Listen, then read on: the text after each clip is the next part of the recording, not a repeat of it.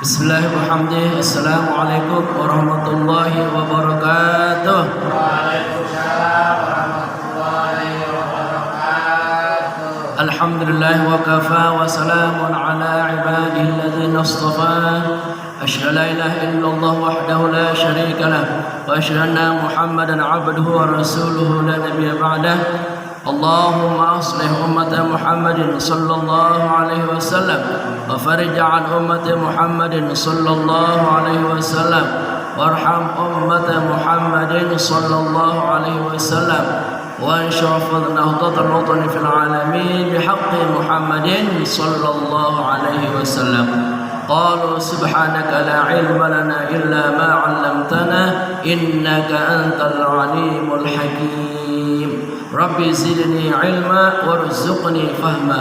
ربي اشرح لي صدري ويسر لي أمري واحلل عقدة من لساني يفقهوا قولي. Shadaqallahul Azim. Hadirin para jamaah sekalian, jamaah kami yang tercinta Masjid At-Tawabin yang kami banggakan, hadir para rokoh kita, ada Pak Haji Nali, sepuh kita yang senantiasa mendukung dan mensupport dakwah kita, yaitu Bapak Castup, ada Bapak DKM, ada Bapak Heri, ada Bapak Hendra, juga Ananda, Al-Majidi dan Naufal. Ibu-ibu sekalian, ini kayaknya banyak nih ya. Ada Ibu Masrifah, ada Ibu Naufal, ada Ibu Bagas, situ ada ya. Dan para jamaah sekalian, alhamdulillah kita bersyukur atas nikmat yang demikian besar terus menerus Allah turunkan kepada kita. Di antara ribuan jutaan nikmat itu, hanya satu nikmat yang tidak ada bandingannya, yaitu nikmat iman dan Islam. Ini nikmat yang abadi, tidak ada habisnya, tidak ada akhirnya, yang menemani kita dari alam dunia sampai ke alam akhirat. Semua nikmat-nikmat yang kita peroleh, yang kita bangga-banggakan, yang kita tunjukkan akan berakhir dengan meninggalnya kita nanti di suatu saat. Hanya nikmat iman Islam yang akan kita bawa mati menghadap kepada Allah Subhanahu wa taala. Oleh karena itu, pandai-pandailah merawat dan menjaga iman dan Islam. Iman dan Islam ini bisa jadi akan luntur, bahkan akan hilang dari diri kita kalau kita tidak menjaganya, tidak merawatnya. Bagaimana menjaga dan merawat iman dan Islam itu? Dengan cara melaksanakan syariat-syariat agama Allah.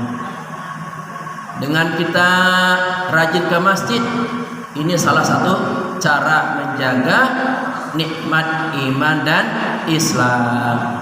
Dengan kita rajin membaca Quran, dengan kita rajin berzikir, dengan kita rajin bertobat, inilah cara-cara terbaik kita menjaga iman dan Islam. Jangan sampai iman dan Islam ini makin hari makin berkurang, makin hilang sedikit demi sedikit, karena kita jauh dari Allah Subhanahu wa taala. Alangkah ruginya hidup kita kalau rasa iman dan Islam ini tercabut dari diri kita. Tidak akan bisa menikmati indahnya sholat, indahnya membaca Quran, indahnya berzikir, indahnya berdoa, kalau iman Islam sudah hilang dari diri kita. Na'udzubillahi min dzalik. Kenapa kok bisa ya nikmat iman dan Islam hilang? Rupa-rupanya karena kita terlalu cinta dengan dunia. Yang ada di isi kepalanya itu adalah dunia. Yang ada di dalam hatinya adalah dunia. Yang dibicarakan itu dunia. Kalau diajak ke akhirat, kabur, pergi, pura-pura nggak denger, bahkan marah nggak mau. Insya Allah jamaah sini mah orang yang doyan ibadah. Saya melihat ini muka-muka ahli ibadahnya, mukanya cerah ceria, bersinar. Ibu-ibunya kelihatan makin cantik, makin solehah, walaupun sudah tua kelihatan muda. Ya, karena adanya pancaran iman dan Islam. Bapak-bapak juga sama nih, kelihatan muda-muda semua. Pak Castep tuh kayak kelihatan ABG ya. Iya. Ini yang membuat orang itu kalau ada iman Islam bahagia dirinya, senang dirinya. Dan ini yang membuat kita nyaman, tentram, damai dalam hidup kita. Oleh karena itu rasa iman dan Islam ini jangan sampai hilang dari diri kita. Kalau iman dan Islam ini tidak ada, dengan cara apa lagi kita akan menghadap kepada Allah? Tidak ada itu. Semua kita berjuang. Seluruh nabi dan rasul mengajarkan iman dan Islam seumur hidupnya. Seluruh ulama, orang-orang soleh mengajarkan iman Islam seumur hidupnya. Ulama-ulamanya zaman dulu menyebarkan iman Islam ke seluruh dunia dengan peralatan seadanya. Berbulan-bulan melintasi samudra yang luas dengan alat perahu yang seadanya. Menyebarkan la ilaha illallah, itulah nilai iman. Kita tidak akan mengenal la ilaha illallah kalau ulama-ulama kita dulu dari Timur Tengah tidak berdakwah ke sini, ke tempat ini. Ya. Nah, alhamdulillah berkat kegigihan para pejuang-pejuang ulama zaman dulu, sekarang ini umat Islam di mana-mana berkembang. Alhamdulillah. Di barat itu setiap hari, setiap saat mereka semua banyak yang masuk ke agama Islam, berbondong-bondong ke agama Islam. Karena Islam inilah yang satu-satunya agama yang akan menyelamatkan hidup kita. Islam itu jelas, lengkap, terperinci, jelas mana halal, mana haram, mana baik, mana buruk. Tidak ada abu-abu. Aturannya jelas. Aturan sholat jelas, aturan berumah tangga jelas, aturan bertetangga jelas, bahkan aturan ke kamar mandi juga jelas. Dari urusan yang kecil-kecil sampai urusan yang besar, termasuk bagaimana bernegara, berpolitik sistem Islam, berekonomi, berbudaya, itu semua diatur dalam Islam.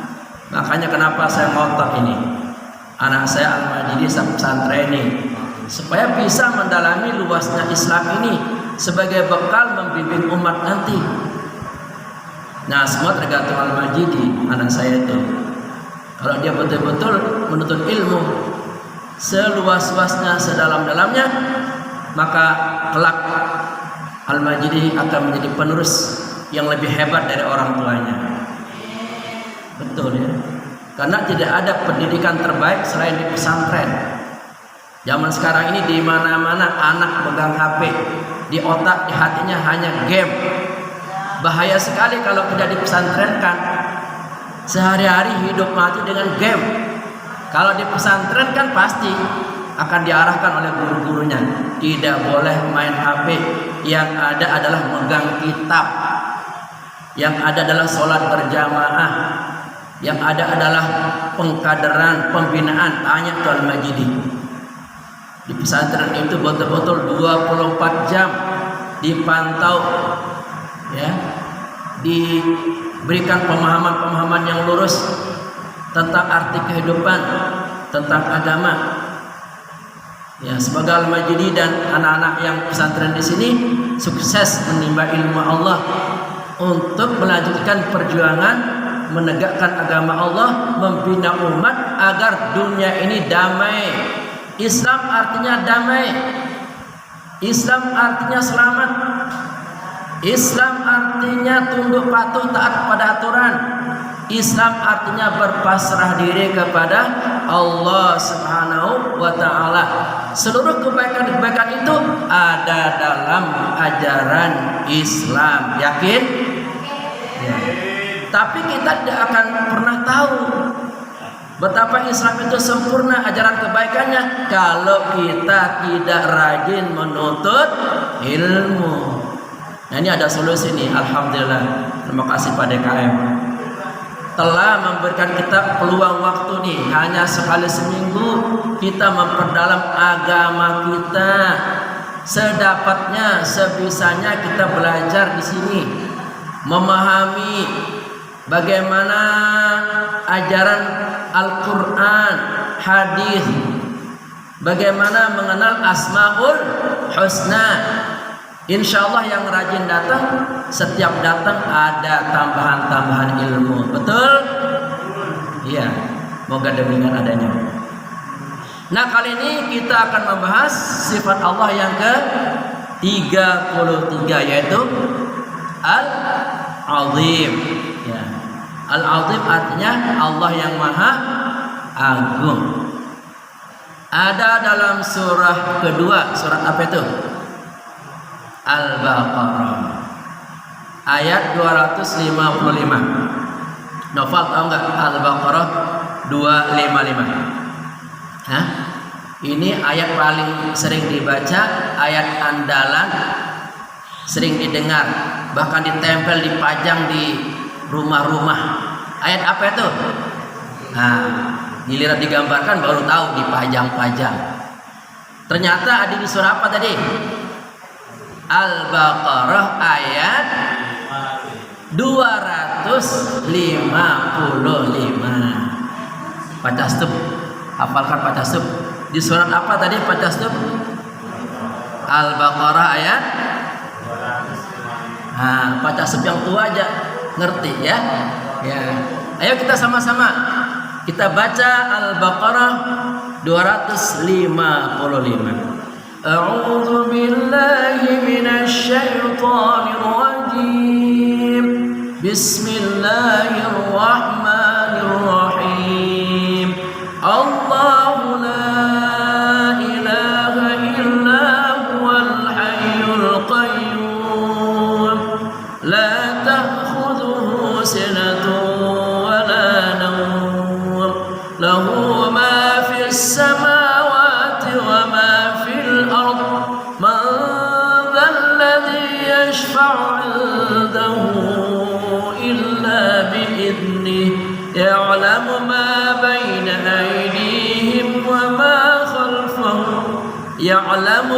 بين أيديهم وما خلفهم ولا يحيطون بشيء من علمه إلا بما شاء وسع كرسيه السماوات والأرض ولا يؤوده حفظهما وهو العلي العظيم. Kenapa kok hafal ya? Dari kecil ya kita dengar. Seluruh umat Islam pasti hafal ini. Dari anak kecil sampai orang tua. Karena begitu tingginya nilai keistimewaannya. Manfaatnya pun banyak, bisa mencerdaskan akal. Ini yang daya tangkapnya kurang. Coba terapi diri kita dengan sering membaca ayat kursi. Juga bisa untuk perlindungan. Ketika mau tidur baca minimal sekali, syukur-syukur 3 kali. Allah akan melindungi kita. Allah mengirim 2 malaikat untuk menjaga kita sehingga tidur kita nyaman, pulas, mimpinya enak-enak. Ya, mimpi lagi nolong temen, mimpi lagi di surga ya. Mimpi yang bagus-bagus. Ada nggak yang suka baca ayat kursi di sini? Novel, kamu sebelum tidur baca nggak ayat kursinya? Nah, ini kadang nggak sempat ya, karena pikiran kita nggak ke situ. Pikiran kita ke HP lagi. Mau tidur HP dulu, sehingga tidak terprogram otak kita. Coba biasakan sebelum tidur baca ayat kursi. Sempatkan. Masa untuk kebaikan diri kita tidak sempatkan itu. Ya, untuk perlindungan diri kita. Dengan ayat kursi ini Allah mengirim 2 malaikat menjaga kita dan mengampuni dosa-dosa kita. Juga dengan ayat kursi kita akan selamat dari kejahatan-kejahatan makhluk. Baik kejahatan makhluk jin, setan, kemudian sihir, ya, apalagi santet dan lain-lain. Baca. Usahakan kalau bisa nih sehabis sholat 5 waktu baca ayat kursi minimal sekali aja. Kalau kita membaca ayat kursi waktu subuh, Allah akan melindungi kita dari subuh sampai zuhur. Kalau kita baca ayat kursi dari waktu zuhur, maka dilindungi sampai waktu asar dan seterusnya. Apalagi sekarang menurut anak saya itu di mana-mana ada begal ya. Di samping kita berhati-hati juga berdoa memohon pada Allah agar perjalanan hidup kita selamat dari kejahatan-kejahatan orang yang berniat jahat. Ya jamaah ya. Mudah-mudahan dengan kita baca kursi ini Allah melindungi kita. Saking hebatnya ayat kursi ini, ketika ayat kursi ini turun kepada Nabi Muhammad, Malaikat Jibril ditemani oleh 70.000 malaikat membawa satu ayat saja, yaitu ayat kursi. Sehingga mahkota istana raja pada waktu itu copot, ya, copot jatuh ke tanah karena keadaannya gempa. Dunia ini gempa, gempar, makhluk-makhluk langit bumi beserta isinya jin setan pada heran karena melihat bumi ini gempa, ya kan? Setelah dicari tahu, ternyata yang turun adalah ayat-ayat kursi. Demikian hebat ayat kursi ini. Kenapa ayat kursi ini demikian hebat? Karena terkumpul Asmaul Husna, nama-nama Allah yang indah. Apa aja di situ? Nama-nama Allah yang indah. Al-Ali dan Al-Azim. Maha tinggi lagi maha agung. Apalagi Al-Qayyum, yang maha berdiri sendiri. Ya, nah karena beberapa Asmaul Husna yang ada di dalam ayat kursi ini menyebabkan ayat kursi ini begitu tinggi keistimewaannya. Ya, mulai sekarang jamaah jangan tinggalkan ayat kursi, baca terus sampai merasap ke dalam hati kita, menjadi doa utama kita. Ketika orang di ruqyah itu menjadi bacaan wajib para peruqyah itu, dibaca dengan keras itu kepada yang sedang mengalami gangguan kemasukan jin, kesurupan. Dibacakanlah ayat-ayat kursi dengan suara yang keras supaya jin setan itu kepanasan di dalam badannya sehingga mudah untuk keluar. Semoga kita jangan sampai diganggu jin dan setan itu bisa mati itu ya. Jin setan masuk ke raga kita, mengacak-acak sistem kerja tubuh kita, akhirnya orang yang kesurupan itu hilang segala-galanya. Ya. Energinya, tenaganya dipergunakan oleh jin dan setan, sehingga bicaranya itu seolah-olah bukan dia. Makanya jamaah sekalian, jangan coba-coba ngundang jin. Wahai jin datanglah. Ya. Datang beneran bahaya, nanti nggak ada yang nolong, sendiri di situ.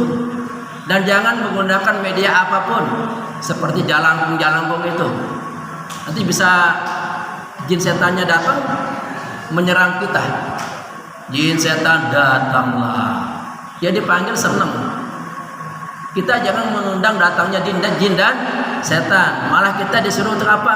Berdoa, memohon perlindungan dari kejahatan jin dan setan. A'udzu billahi minasyaitonir rajim. Ya sama-sama. A'udzu billahi minasyaitonir rajim. Dan jangan bangga kalau ada orang bisa melihat jin setan, itu bukan suatu keistimewaan. Oh katanya matanya tembus pandang, bisa lihat jin sono lagi nangkring, itu nggak istimewa. Apa manfaatnya lihat jin? Nggak ada gunanya. Ya kalau jinnya menampakkan dengan wajah yang asli, bisa mati kita, bisa pingsan. Karena makhluk yang paling buruk di dunia ini adalah jin setan, makhluk terkutuk. Na'udzubillahi min dzalik. Ya. Tapi orang yang ngaku-ngaku ngelihat jin banyak. Itu mungkin perasaannya kali. Kan jin itu artinya tidak terlihat, nggak mungkin kita bisa melihat. Mungkin ada orang-orang tertentu bisa melihat jin, tapi tidak semua orang bisa ngaku. Mungkin di depannya ada melambai-lambai kertas apa daun, terus bayangannya itu kayaknya setan gitu. Terus cerita deh kemana-mana. Dan selalu orang yang katanya ngelihat setan itu selalu mengatakan katanya di sana, katanya, nggak pernah. Oh ini loh setannya ini, saya bawa ini. Kalau ada orang bercerita kayak gitu, terus jin setan dibawa, di botol kan kelihatan tuh, baru saya percaya. Itu tipu daya. Jangan mudah percaya. Ini membuat kita takut, menakutkan kita jadinya. Oh di situ hati-hati ada jin setan. Padahal setelah kita lewat nggak ada apa-apa. Ya, di sekolah saya namanya SMP Laberton Jakarta, kata teman-teman ada katanya nenek-nenek di situ lewat, ada anak kecil lah. Tapi saya nginap di situ sendiri di situ aman, gak ada apa-apa. Ya itu mungkin perasaannya kali. Ya, dari ketakutan itu kebayang makhluk-makhluk yang aneh-aneh. Sama ibu-ibu di rumah kalau sendiri, ketika membayangkan yang aneh-aneh datang itu. Itu sebenarnya gambaran otak kita. Ya, padahal itu bukan makhluk jin dan setan. Jadi banyak orang ngaku tapi disuruh minta bukti nggak ada. Makanya selalu mengatakan apa Nova? Katanya ini nih jin sudah saya masukin di botol. Mana nggak ada kan? Perasaan dia aja tuh udah dukun itu masukin jin di botol, perasaan dia buang ke sana katanya ke laut, ke sungai. Pulang kasih amplop. Nah udah sekarang udah aman dah, rumahmu udah nggak ada lagi jin setannya. Ya jangan percaya ya. Percayalah kepada Al-Quranul Karim. Baca rumah kita bacaan-bacaan suci. Di antaranya bacaan ayat kursi. Insyaallah jamaah ya. La ilaha illallah. La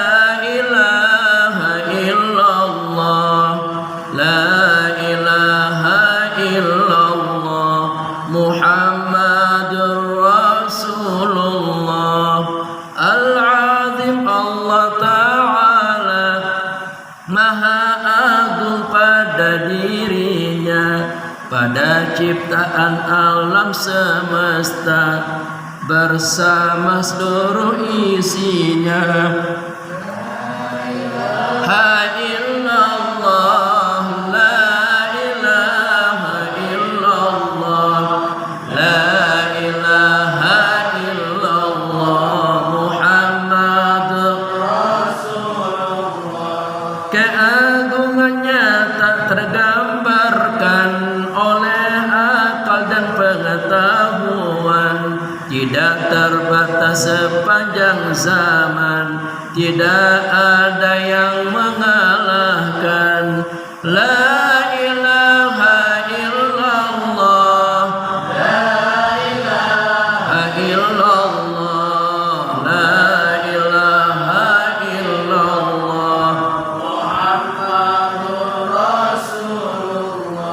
Keagungannya sangat mengagumkan, langit terbentang 7 lapisan, bumi terhampar penuh keindahan, pantai laut sejuk dan nyaman. Ilaha illallah, la ilaha illallah, la ilaha illallah, Muhammadur Rasulullah. keagungan hanya miliknya, jangan kita merebut paksa, kita pasti hancur binasa, seperti Fir'aun matinya hina. Ha illallah,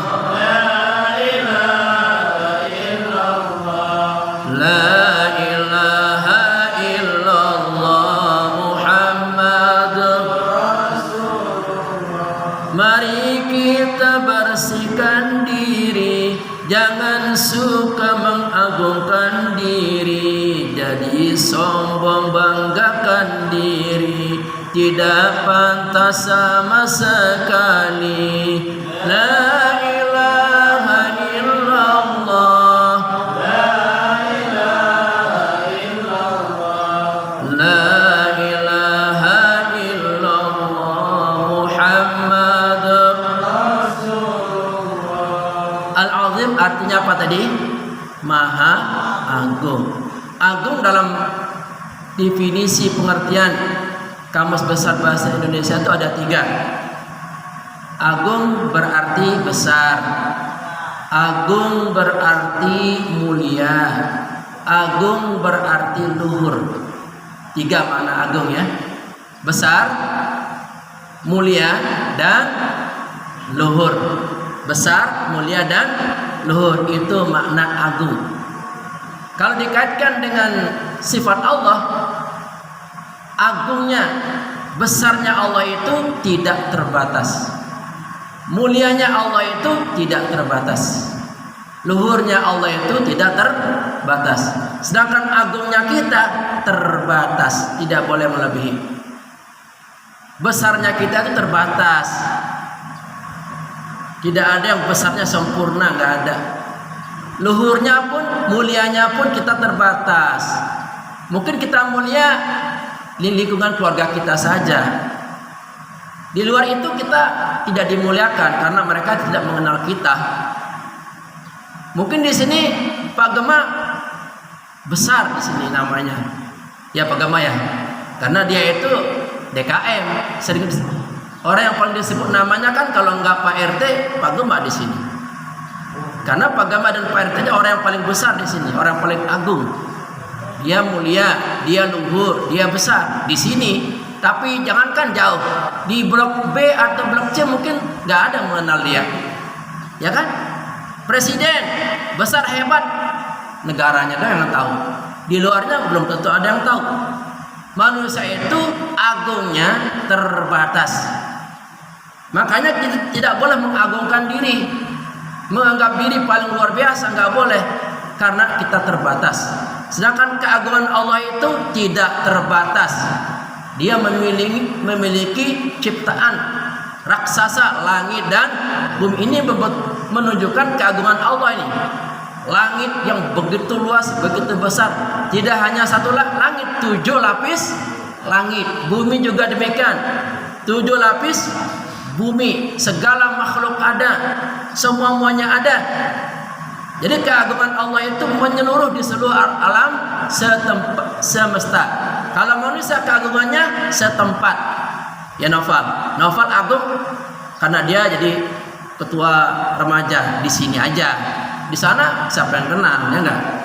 Makanya kita jangan sekali menunjukkan keagungan kita karena kita itu terbatas. Al-Azim, Allah Ta'ala Maha Agung pada dirinya, pada ciptaan alam semesta bersama seluruh isinya. Allah itu Maha Agung dengan segala sifat-sifat yang sempurna. Ya, Allah Maha Rahman, Allah Maha Kaya, Allah Maha Bijaksana, Allah Maha Menolong, Allah Maha Kuat, Allah Maha Perkasa. Jadi keagungan Allah itu tergambar dalam Asmaul Husna. Kemudian juga tergambar dalam ciptaannya ini yang sangat luas. Coba kita pandang-pandang nih. Alam semesta demikian luas. Coba pohon aja beraneka macam. Kita nggak mengenal nama-nama pohon. Paling yang kita tahu mangga, apalagi itu jambu, pisang. Yang lain coba ketika kita ke hutan umpama, banyak pohon yang tidak kita tahu. Betul Nova? Banyak sekali. Makanya anak-anak murid itu disuruh melakukan pengamatan nih. Kalau ada kerja lapangan, field trip, itu disuruh mengamati pohon, nama-nama pohon, supaya anak itu sadar akan keagungan Allah Subhanahu wa taala. Ikan, berapa jenis ikan itu? Yang kita tahu paling yang sering kita makan apa? Mujair, apalagi gurami, ikan apa bu? Nah, lele. Ya, yang lain kita nggak tahu coba. Yang ukuran-ukuran besar kita nggak ngerti. Itu bentuk keagungan Allah. Makanya siapapun yang belajar tentang alam ini pasti akan menemukan ilmu-ilmu baru. Tapi kalau yang kerjanya hanya tidur main, nggak akan mendapatkan ilmu apapun. Tapi bagi orang yang mengeksplorasi nih keagungan Allah, setiap hari dapat ilmu, nggak ada habis-habisnya. Jadi kampus ini, alam semesta adalah kampus raksasa untuk menggali sebanyak-banyaknya ilmu, nggak akan pernah habis. Ya. Maka ketika kita menemukan betapa hebatnya keagungan Allah, apa yang kita ucapkan? Subhanallah. Apalagi Masya Allah. Apalagi Allahu Akbar. Kita lihat hutan yang luas, yang indah, yang kita ucapkan apa? Subhanallah atau Allahu Akbar. Jangan puji hutannya, syirik ya. Pujilah yang menciptakan hutan. Jangan puji lautnya, pujilah yang menciptakan laut. Ada cewek cantik, Nova, cantik betul cewek, nggak ada bandingan deh.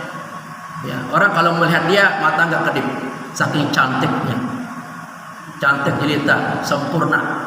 Jangan puji kecantikan orang itu, pujilah yang menciptakan perempuan yang cantik itu, sehingga kita tidak tergoda. Ya ucapkan apa? Subhanallah, cantik banget ini cewek, makan apa ya?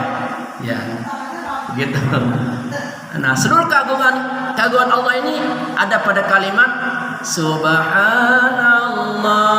walhamdulillah wala ilaha illallah wallahu akbar wala haula wala quwwata illa billahil aliyyil azim. Coba baca sampai meresap ke hati. Kita menyadari keagungan Allah dalam diri kita ini, ada keagungan Allah. Di sekeliling kita ada keagungan Allah. Ya, kita baca sekali lagi. Subhanallah walhamdulillah wala ilaha illallah wallahu akbar wala haula wala quwwata illa billah. Ini kalau kalimat ini sudah menjadi bacaan harian kita, maka akan menguasai kalimat-kalimat ini, dan kita tidak akan tega mengucapkan hal-hal yang buruk. Kita nggak mungkin mencela orang, menghina orang kalau di mulut kita penuh dengan kalimat suci. Mengapa orang tega menghina saudaranya? Ya, tega dia berkhianat karena di mulutnya ini tidak ada kalimat suci. Maka lapisi mulut kita ini, hati kita ini, pikiran kita ini dengan kalimat-kalimat suci. Subhanallah walhamdulillah wa la ilaha illallah wallahu akbar wa la haula quwwata billahil aliyyil azim.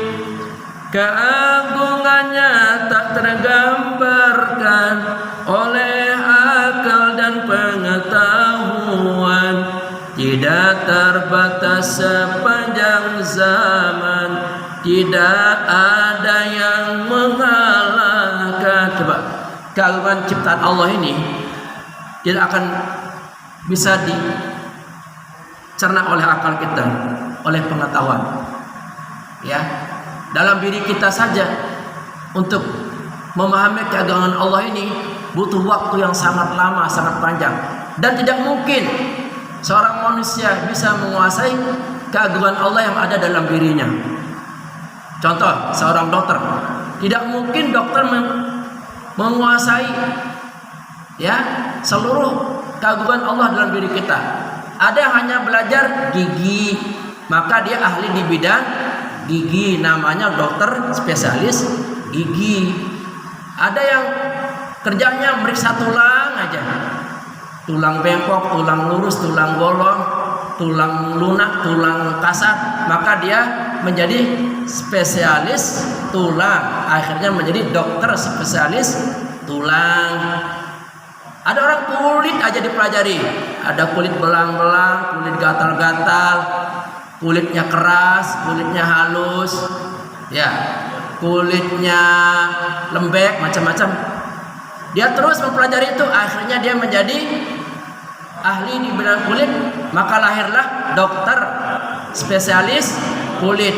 Ada telinga aja dipegang, dipelajari. Telinga, ada telinga yang bau, ada kotorannya, ya, ada telinganya kecil, ada telinganya besar, ada yang tajam. Pokoknya sehari-hari dia telinga aja yang dipelajari. Akhirnya apa? Dia ahli di bidang telinga, maka lahirnya dokter spesialis telinga. Ini baru satu aja keagungan Allah, nggak bakal habis. Ada